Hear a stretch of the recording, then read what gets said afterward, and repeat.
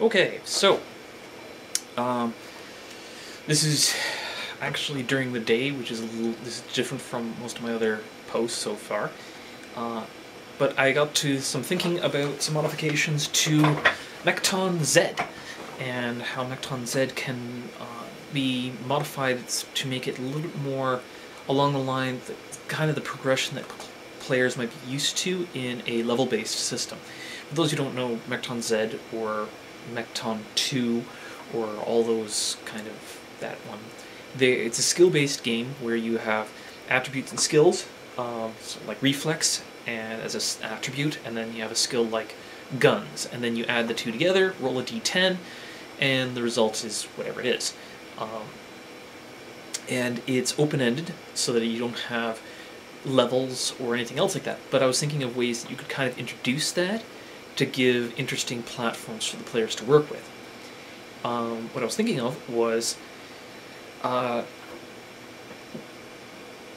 basically for combat skills, this is the primary one. You'd have on like 1, 2, 3, you have 1 attack. 4, 5, you get 2 attacks. 6, 7, you get 3 attacks. 8, 9, you get 4 attacks, and 10, you get 5 attacks. That's skill levels. The idea being that as characters skill up, they become more proficient. Now, the downside to it is that they become categories. So you get you get to act in one of your plus 10 skills. Then you are able to act in one of your plus 8 to 9 skills. Or you could act a second time in your 10 skill, but at a -2 modifier, and so forth. So if you have a plus 10 skill, you might do an attack at plus 10, then plus 8, then plus 6, then plus 4, then plus 2. So you get more attacks, but each one is subsequently worse. Kind of like the way the Dungeons & Dragons works. I was also thinking of having feats kicking in at 5, 7, and 9 skill, so that the players, when they're not getting an additional attack, they get a feat, essentially.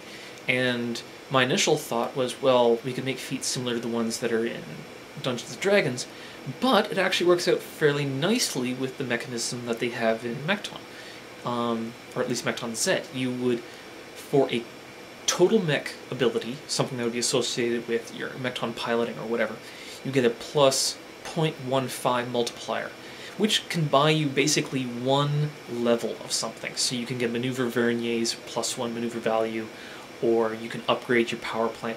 The idea being that the player can pull, your player through skill alone is coaxing more out of the machine than a typical pilot could. But for weapon systems and everything else, they can move up to 2 along any category, or a total of ×1 modifier to the weapon.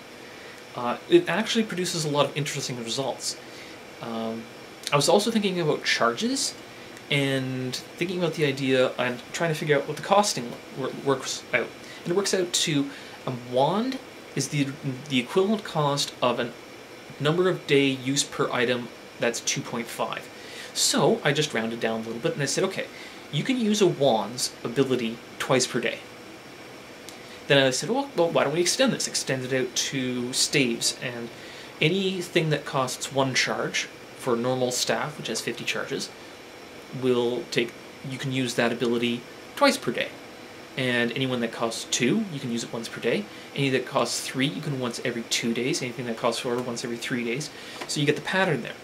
It means that items recharge, and it encourages players to use the items more, but they can't use them unlimited. And it also gives the option for, like, the Staff of the Magi, which can recharge. The options say, okay, you can recharge. If you absorb the spell, then you can use a particular ability more often, or you recharge an entire tier, allowing you to use all of these things. I would just say probably 1 ability more often. So the equivalent of 1, the ×1 you get twice, or the times the 2 charges you get 1. Anyway, almost out of time. Had a pretty good day today, and yeah, that's it for now.